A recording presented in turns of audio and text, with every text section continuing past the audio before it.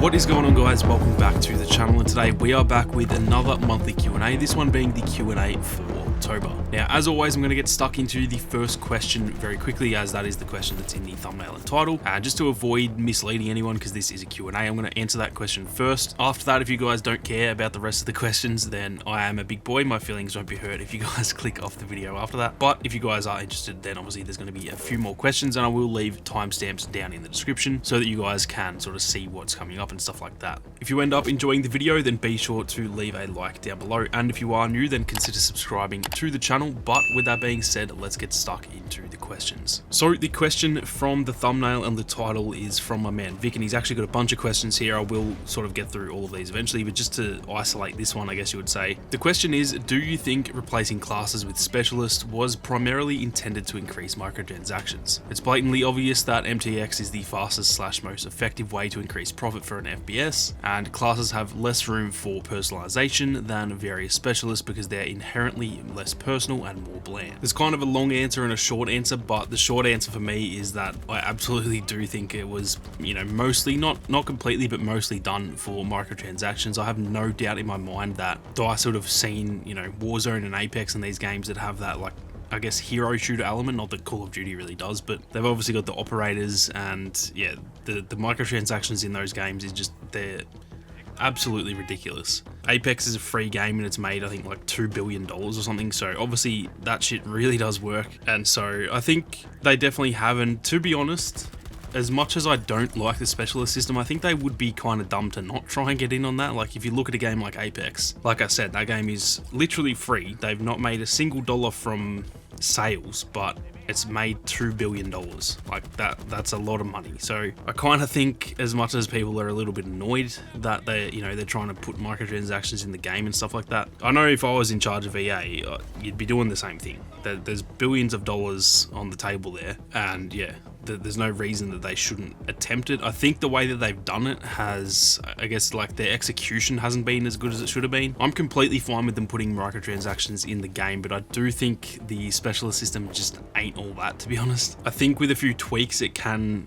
sort of have a happy medium between, them getting their money and stuff like that, and us having our, I guess, typical class system with the specialist within that. So I hope that they just do, if they don't change anything about it, then I'll be kind of annoyed that they've just, put that in there for the money side of things, and then not cared about how the community feels about it, because obviously, like, it's a very overwhelming dislike of this system. So like I said, I'm okay with them putting that in there, but I do think they need to make some changes and show, like, okay, we are trying to make money, but we do want to keep you guys happy. And so it's going to be interesting to see how they do that. I'm not sure whether they will or not, but I think the way the community is going, I think there will be some changes to it, hopefully. And if we can find that, happy medium between us getting, something along the lines of what we want, and they can still make their money from the specialists and stuff like that, then yeah, I'll be completely fine with that. The next question comes from my man Jazza, and he's actually got a few questions. I'll get to the first one here, and he says, I know a lot of people are having mixed feelings about the maps being too large or not.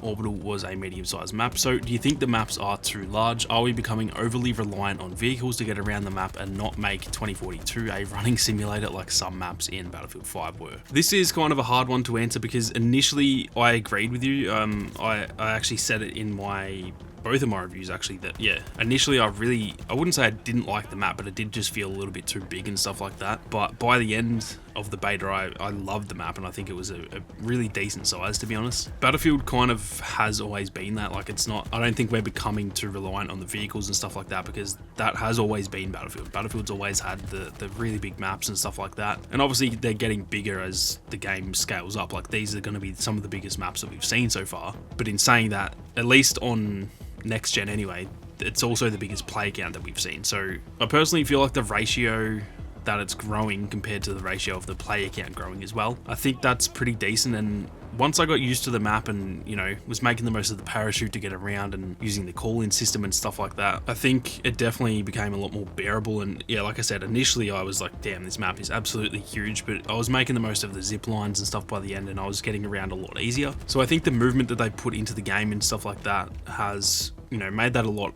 easier to handle, because I'm right there with you. Maps like Hamada and stuff in Battlefield 5, they're just too big. I just didn't like running all the way around the map. But I think with the call-in system, The parachutes now being able to they're kind of like Warzone parachutes where you can actually move forward rather than you just kind of fall down.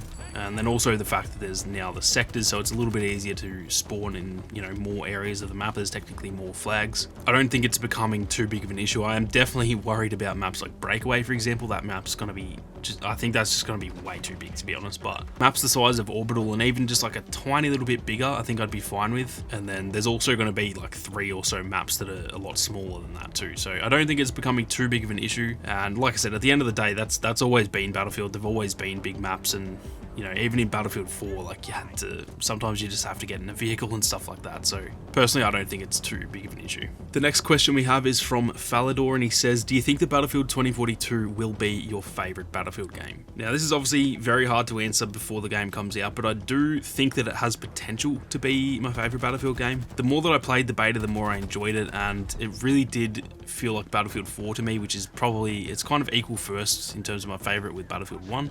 And although I think I like Battlefield 1 more in terms of like atmosphere and immersion and stuff, I think Battlefield 4 was a funner experience. And so the fact that this game feels a lot like Battlefield 4, it definitely, I think it has that potential. It's just depending on whether they fix the bugs and whether, they keep up the content and all that kind of thing. But just the all-out warfare aspect of it, I think already really excites me. And then the fact that there's going to be Portal, which, to be honest, I think is just almost certainly going to be one of my favorite things in Battlefield ever, as well as the fact that there's going to be Hazard Zone as well, which as I'm recording this, we don't know what that is. I think there's a lot of things in the game that are pointing towards it having that potential to be one of my favorites, if not my favorite. But yeah, until the game's actually out and stuff like that, it's obviously going to be very hard to tell. Leading into Battlefield 5, I thought that could have been one of my favorites because I love the World War II setting for games like that, and after Battlefield 1, heading into a World War II game, I was like, oh man, this is going to be amazing. And then, yeah, I just didn't really like it that much in the end, in terms of as a Battlefield game anyway. So it's impossible to tell, but I do think that it at least has that potential anyway, which is very, very exciting to see. The next question comes from Doug, and he says, are you expecting better music from loading in / the splash page through to in-game when the full game comes out? And then also, do you think they might buff the teabag speed? It feels very middle-aged. As for the teabag speed,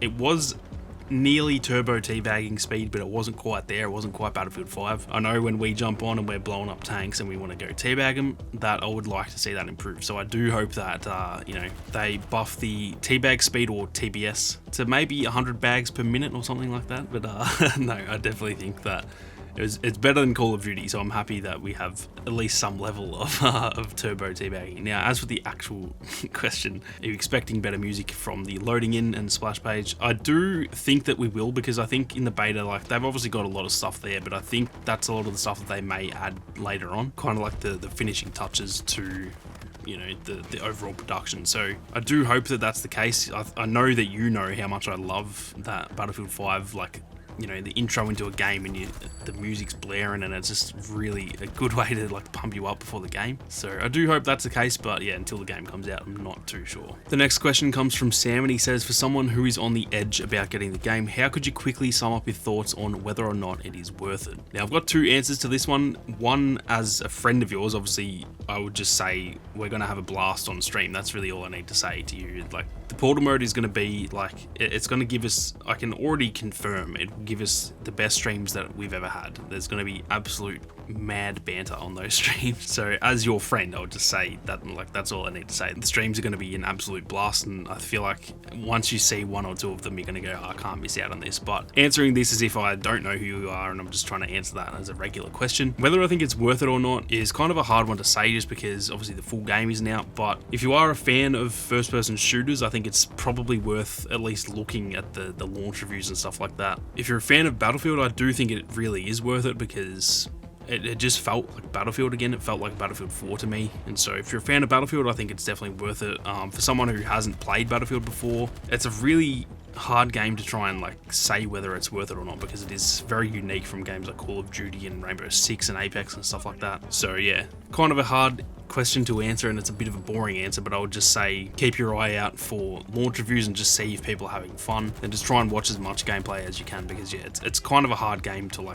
tell if it's worth it for someone who's not a fan of it. Now, lastly, to get to another question here from Vic, and I would have loved to get to all of the questions from the boys in the Discord, but unfortunately I've got to try and keep these videos a little bit shorter. Now, his third question here is, It seems like Battlefield launches go pretty poorly and the community is in an uproar, claiming the new game is the end of a legacy or similarly. How is this launch any different? Do you think it will eventually win over the community like most of the previous games did post-launch? This is kind of tough to answer because there's almost two ways to look at it. One, I think people just cry regardless. They could literally make the best shooter of all time, and I can guarantee there would be so many people just saying it's the biggest piece of shit that they've ever played. That is just the way the world is for some reason. I don't know why people are like that. It's just like over the top negativity about everything. It's not just Battlefield, it's literally everything. Being a Star Wars fan, Vic, I know you know this, it's just the same with Star Wars, it's the same with Marvel. People just, I don't know, people have angry little lives and they just want to have a fucking sook about everything. I don't really get it, to be honest. But on the other side of that, I do think, like, I agree with what you say, that the Battlefield launches do generally, they launch pretty poorly, I'm going to be honest. Battlefield 4, one of the best shooters of all time in my opinion, it was terrible at launch. Battlefield 1 was pretty rough at launch, Battlefield 5 was absolutely shocking at launch. It is just a trend, and it was the same for Battlefront 2 as well, so it seems like it's just a DICE thing. I'm not really sure what the go is there. And so in terms of do I think it'll eventually win over the community, I think they've got a really good track record despite those shitty launches. I think they've got a pretty decent track record of really turning things around. It's almost like DICE is really bad at launching games and then really good at the live service of games. I don't know why. I don't know why that is. But yeah, I do think in terms of like how is the launch any different, I don't actually think it is different, to be honest. This is just like, for some reason, this is just the way they go. And so I guess to answer the question, part of it is just people sook about quite literally anything. Like I said, they can make the best shooter of all time and people would have a sook about it.